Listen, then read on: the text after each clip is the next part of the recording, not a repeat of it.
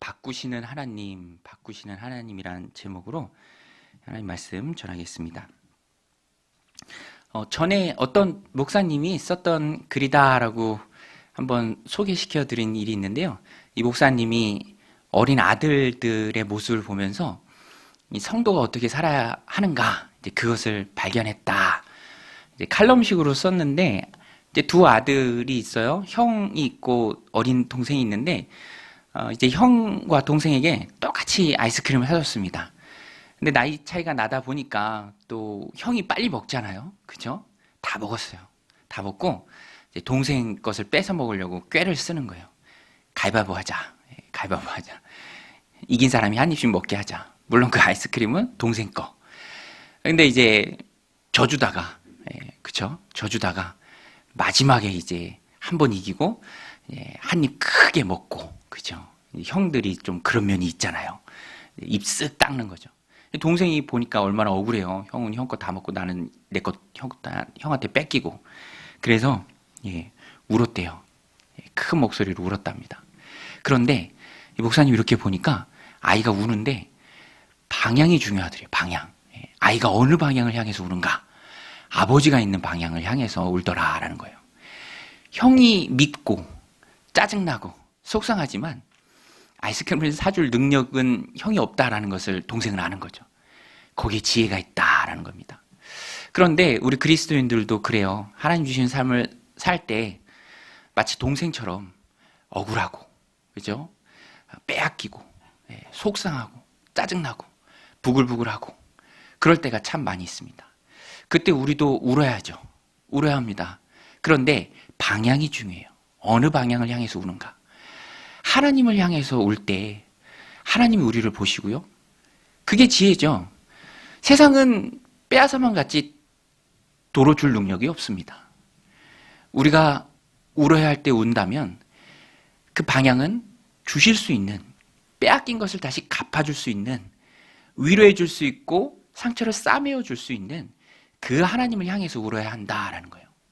여러분, 하나님을 향해 울 때 하나님 채워주실 줄로 믿습니다. 오늘 본문이 하나님을 향해 믿음을 가진 사람이 나오고요. 반면에 인간적인 두려움에 휩싸인 사람들이 나옵니다. 형들이 두려움에 휩싸이죠. 두려움의 시작은 아버지가 죽었을 때였습니다. 이제 아버지가 돌아가셨어요. 야곱이 이제 하나님의 부름을 받았습니다.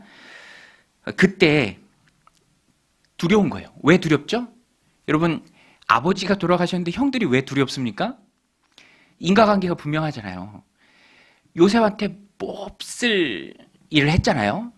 아주 오래전이지만 그들이 했던 악한 행동이 지금까지는 아버지가 살아계셔서 요셉이 저렇게 우리에게 호의를 베풀었는데 이제 아버지가 더 이상 안 계시니, 바람막이 되신 아버지가 안 계시니 요셉이 혹시 안갚음하지 않을까, 복수하지 않을까. 이제 그것이 두려운 거예요. 그래서 15절에 보면 요셉의 형들이 그들의 아버지가 죽었음을 보고 말하되, 요셉의 형들이 말합니다. 요셉이 혹시 우리를 미워하여 우리가 그에게 행한 모든 악을 다 갚지나 아니할꼬. 두려운 거예요. 두려워서 어떻게 합니까? 사람을 보냅니다. 16절에 요셉에게 말을 전하여 이르되 당신의 아버지가 돌아가시기 전에 명령하여 이르시기를 너희는 이같이 요셉에게 이르라 내 형들이 내게 악을 행하였을지라도 이제 바라건대 그들의 허물과 죄를 용서하라 하셨나니 당신 아버지의 하나님의 종들인 우리 죄를 이제 용서하소서 하며 요셉이 그들이 그에게 하는 말을 들을 때 울었더라. 요셉 형들은 두려워서 사람을 보내서 뭐 진짜 그랬는지 뭐 꾸며낸 말인지는 모르겠지만 뭐 진짜 그랬다고 해도 표현상 너무 두려운 거예요. 당신의 종들, 또 당신의 아버지, 형제이지만 감히 요셉하고 동급이 아님을 본인들이 얘기해요. 그만큼 두려운 거죠. 그런데 요셉은 오히려 눈물을 흘립니다. 여러분, 요셉이 왜 눈물을 흘렸을까요? 얼마나 용서했는데 그 용서를 아직도 받아들이지 못하고 두려워하는 형들이 측은했으면, 가엾었으면 눈물을 흘리는 거죠. 이게 바로 요셉의 형들과 요셉의 차이입니다. 요셉의 형들은요, 진심으로 요셉이 용서했지만 그 용서를 온전히 받아들이지 못했어요. 그러니까 아버지가 돌아가신 상황을 접하니까 다시 두려움이 생기는 거예요. 요셉이 안 갚으면 어떡하나. 그도 그럴 것이 그들이 했던 그 악이 쉽게 잊혀지지 않는 거예요. 쉽게 잊혀지지 않는 거예요. 오늘 우리도 이 말씀을 보면서 하나님의 용서를 온전히 경험해야 합니다. 여러분, 우리는 예수님 십자가의 피로 온전히 용서받은 자인 줄로 믿습니다. 용서는 우리의 것이에요. 용서는 우리의 것이에요.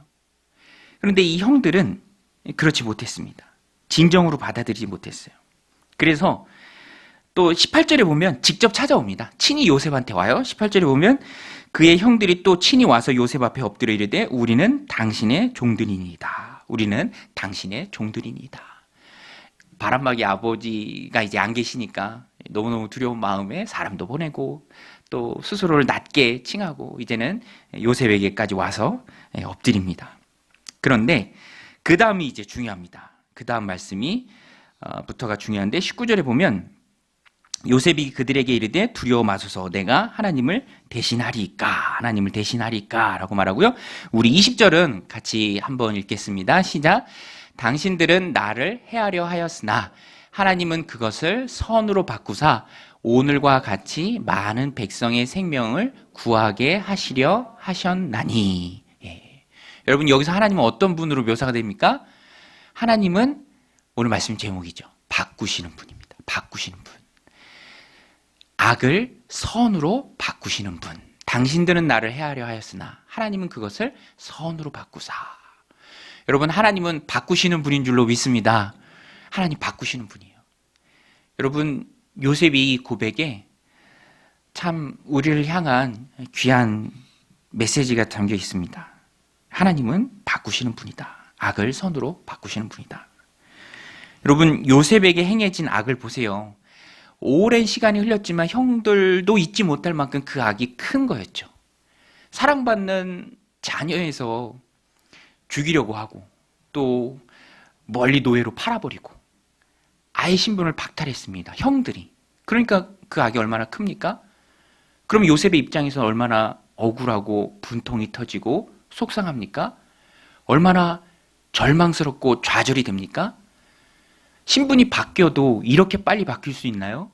사랑받는 아들에서 노예로, 노예에서 억울하게 누명을 쓰고 죄수로 계속 신분이 낮아지고 또 힘든 시간들을 갑니다.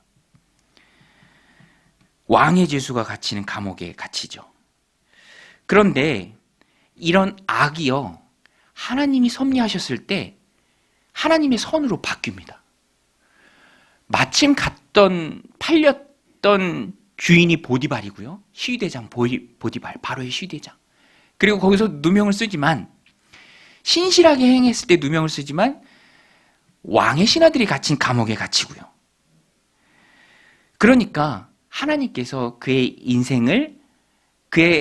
악으로 점철된 그의 인생을 하나님께서 선으로 바꿔주셨죠. 이것을 우리는 하나님의 섭리다라고 말합니다. 하나님의 섭리.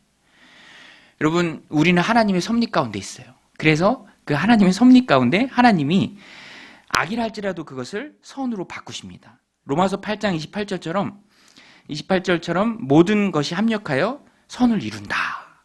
그 뜻대로 부르심을 받은 우리는.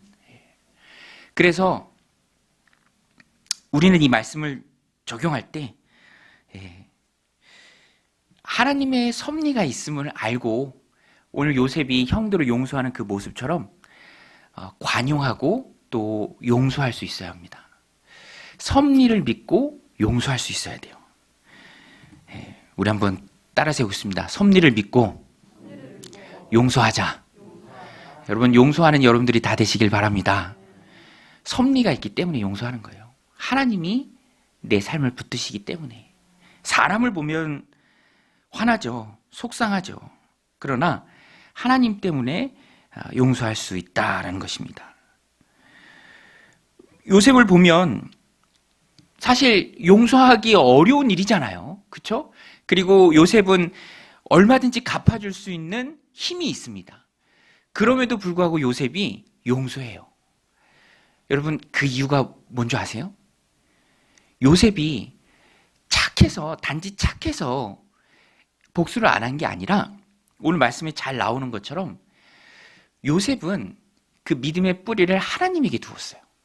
그래서 모든 상황 속에서 힘들고 어려운 일이 있지만 답답하고 억울하지만 그 믿음의 뿌리가 하나님께 가 있기 때문에 이조차도 하나님의 섭리 가운데 있는 것이고 날 향한 하나님의 섭리는 변하지 않는다라는 굳건한 믿음이 있었기 때문에 상황이나 환경이나 사람이나 관계 속에서 그가 흔들리지 않고 관용할 수 있고 용서할 수 있었습니다.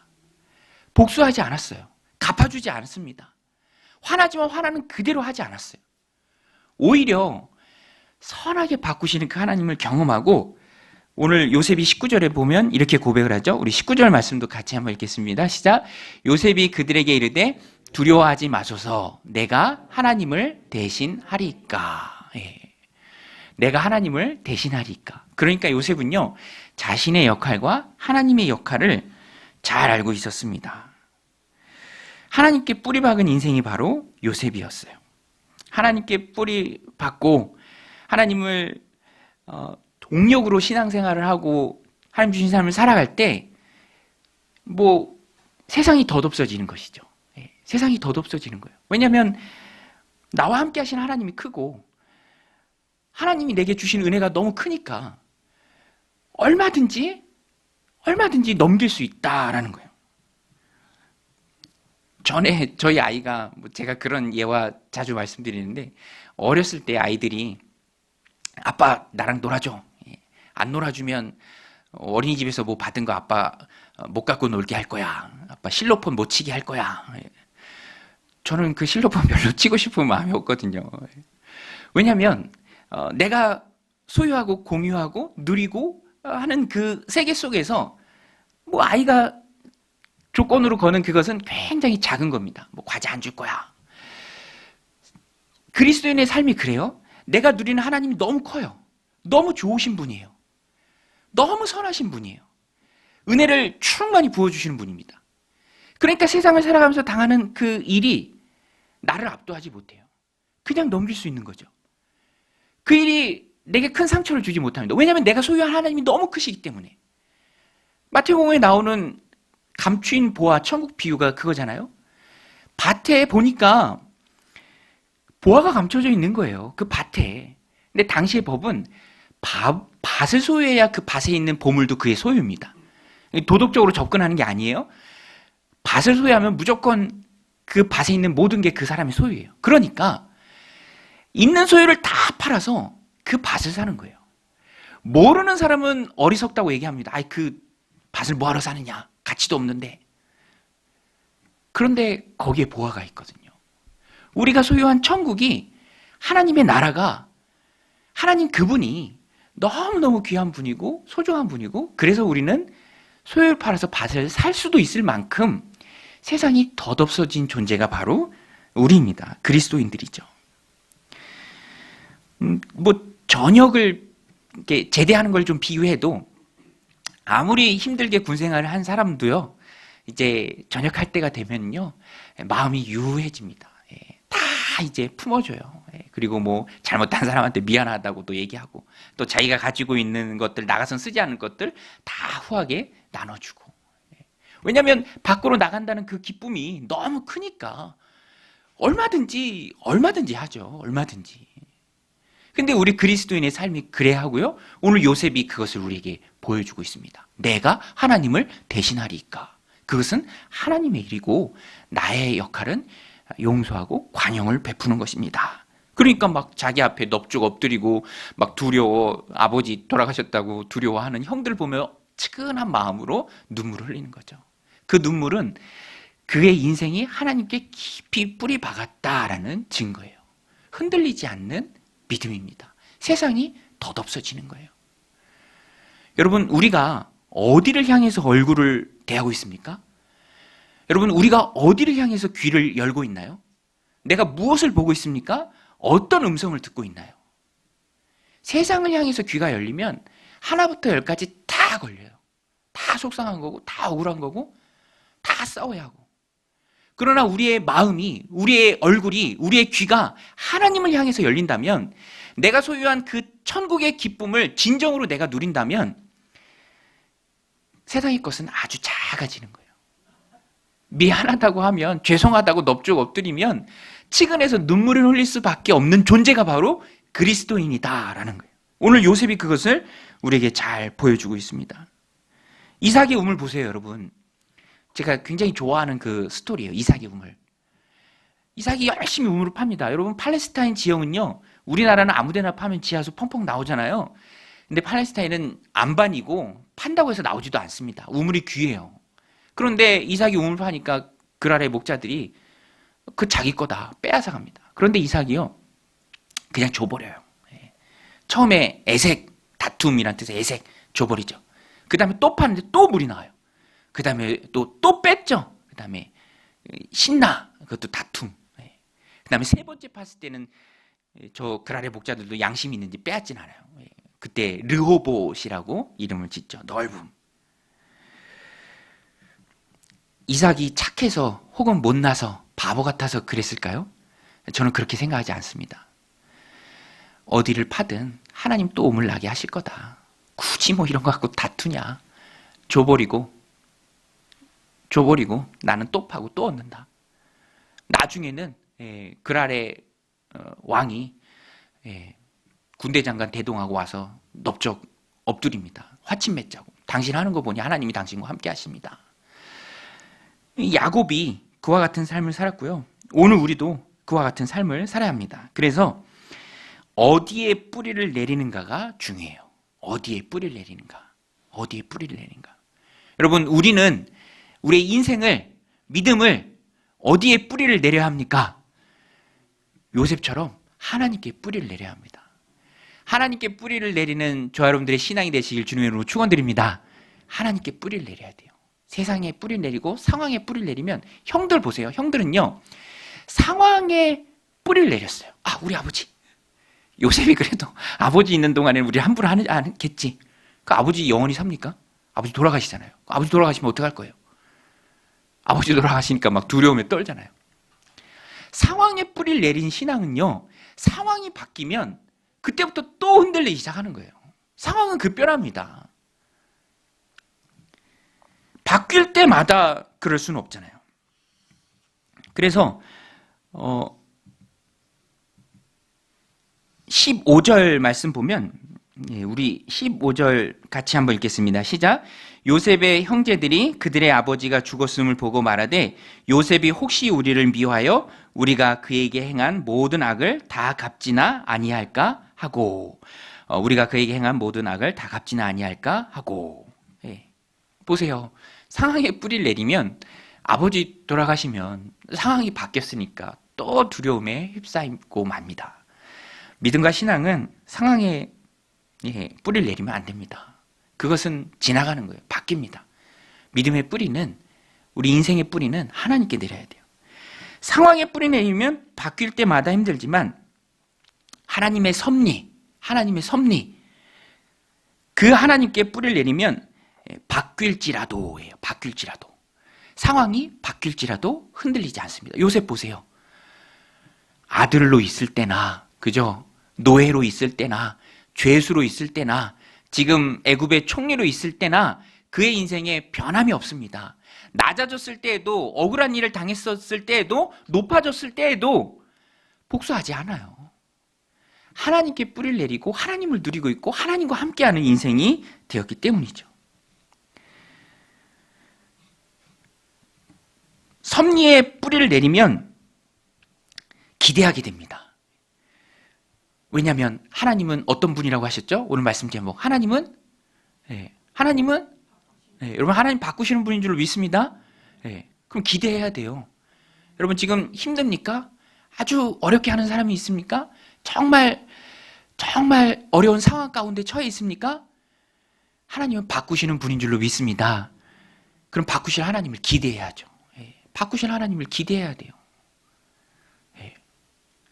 저도 여기 가림막 있었는데 마스크 안 써도 된다고 하니까 이거 한번 치워볼까 하다가 손이 미끄러져서 떨어뜨려 깨트렸어요. 지칠맞게. 네. 네. 근데 뭐 또 깨트렸으니까, 예, 그죠? 다시는 이런 거 세울 일 없을 정도로 하나님께서 또 빨리빨리 회복시켜 주지 않을까 그런 마음도 들더라고요. 예, 그리고 이게 2년 동안 있었거든요. 2년. 와, 2년. 세상에 마스크를 2년이나 쓰고 있었어요. 2년. 그죠? 예, 마스크 벗으셔도 되는데 다들 쓰고 계시네. 예, 예. 한번 들어보세요. 벗으신 분도 계시고 그래요. 예, 그죠? 편안하게 하십시오. 편안하게. 예. 근데 저희 교회 처음에 시작할 때가 지금 생각해도 깜깜해요. 예. 그땐 모이면 가만 안 둔다였어요. 모이지 마. 모이면 가만 안 둬. 막. 예. 10명 이상 모이지 말라고. 10명 미만 막. 그래서 저희는 바닥부터 시작했어요. 바닥. 그냥 내려갈 곳이 없는 바닥. 예. 그래서 어떤 분은 바닥에서 하시니 기대하세요. 나아질 일만 있습니다. 그러시다고. 근데 또 그 말이 믿음으로 다가오기도 했습니다. 정말 그렇죠. 뭐 10명 이상 모이면 가만 안 둔다고 했을 그 때니까 뭐 더 이상 내려갈 바닥이 없잖아요. 근데 또 바꾸시는 하나님을 통해서 하나님이 하실 일을 기대하게 되는 거죠. 여러분 힘드셔도 하나님을 향한 기대만큼은 포기하지 마십시오. 하나님은 어떤 상황이라 할지라도 바꾸시는 분입니다. 악일지라도 그것을 선으로 바꾸시는 분이 하나님이시고요. 우리는 그 하나님을 누리고 즐기고 그 하나님과 기뻐할 때 세상의 작은 것에 덧없이 흘려보낼 수 있는 거룩한 믿음의 종들이다라는 것입니다. 또 한 가지 오늘 말씀을 통해서 우리가 붙들어야 할 메시지는 하나님이 바꾸시는 분이죠. 그러면 바꾸실 그 하나님에 대한 우리 스스로도 확고한 의지를 가지고 있어야 돼요. 확고한 의지. 오늘 말씀 25절에 보면 24절부터 보면 요셉이 그의 형제들에게 이르되 나는 죽을 것이나. 이건 뭐 당연한 사실이죠. 요셉도 또 하나님 부르시면 갑니다. 나는 죽을 것이나 하나님이 당신을 돌보시고 당신들을 이 땅에서 인도하여 내사 아브라함과 이삭과 야곱에게 맹세하신 땅에 이르게 하시리라 하고, 그 다음에 25절 말씀인데요. 우리 25절 말씀 같이 읽겠습니다. 시작. 요셉이 또 이스라엘 자손에게 맹세시켜 이르기를 하나님이 반드시 당신들을 돌보시리니 당신들은 여기서 내 해골을 메고 올라가겠다 하라 하였더라. 여기서도 야곱과 똑같이 말합니다. 요셉이. 야곱도 그 약속의 땅 가나안의 몸이라도 묻히길 원했죠. 죽은 이후에라도 그곳에 장사되길 원했습니다. 요셉도 똑같아요. 애굽에서 입건하지만 유골이라도 반드시 너희들이 나갈 터인데 그때 들고 나가라. 그런데 어떻게 요셉이 이렇게 확실합니까? 하나님 말씀하셨으니까. 하나님 말씀하셨으니까. 그 말씀이 대대로 오는 말씀이죠. 아마 요셉에게까지도 전수가 됐을 겁니다. 그러니까 이곳은 이제 한 300년 정도 이렇게 머무르면서 이제 요셉부터 이제 그때까지 이제 자녀들을 통해서 자손들을 통해서 민족으로 성장하는 것이고 결국에는 가나안 땅으로 가는 거죠. 그 하나님의 말씀을 굳게 믿었습니다. 그리고 그 요셉은 그 말씀을 꼭 붙들고 확고한 의지를 가지고 이렇게 말하는 거예요. 반드시 이루어지려면 확신을 가지고 말해요. 될지 안 될지 모르면 나조차도 불안해합니다. 확언하기가 어려워요. 왜냐하면 경우의 수는 많고 그게 될지 안 될지 모르니까. 예, 모르잖아요. 될지 안 될지. 그런데 지금 요셉은 하나님 말씀하신 건 반드시 이루어짐에 확고한 의지를 가지고 반드시 나갈 터인데 내 유고를 꼭 갖고 가라. 그러니까 하나님의 말씀에 대한 확고한 의지를 가지고 있습니다. 여러분 하나님은 확실하게 바꾸시는 분인 줄로 믿습니다. 그럼 우리도 하나님의 말씀을 꼭 붙들어야 돼요. 그리고 기대와 소망을 가져야 합니다. 기대와 소망. 저도 이렇게 보면 하나님께서 정말 우리 공동체를 필요로 하는 분들 또 공동체에 꼭 필요한 분들을 하나님께서 이렇게 보내주시는 것을 느껴요. 그러면 하나님이 정말로 은혜 주시고 또 이끌어 가시는구나. 여러분들도 그렇지 않습니까? 여러분들도 그렇죠? 내 인생에 하나님이 함께 하시고, 정말 이런 일을 통해서 하나님 내 인생을 이끌어 가시는구나. 그런 거 우리가 느끼잖아요. 하나님이 이렇게 역사하시네. 그런 것을 통해서 우리가 더 큰 확신, 확고한 의지, 말씀을 꼭 붙들고 힘있게 나아가는 모습 있어야 합니다. 왜냐하면 하나님은 말씀하면 지키는 신실하신 하나님이시기 때문이죠. 인생이 아니니 시건치 않으십니다. 한번 말씀하시고 내가 미안하다, 내가 그렇게 될 줄 몰랐거든 하고 다시 거두시는 분이 아니세요. 그러니까 요셉처럼 우리도 확실한 의지를 가지고 하나님 말씀을 꼭 붙들고 이끄시는 그 하나님께 순종하며 따라가야 합니다. 저는 우리 교회가 참 좋은 게 지난주에 우리 원로 목사님, 김영규 목사님이랑도 이렇게 전화로 안부 전화 드리면서 이렇게 통화하면서 얘기하는데, 우리 교회는 스토리가 있는 교회예요.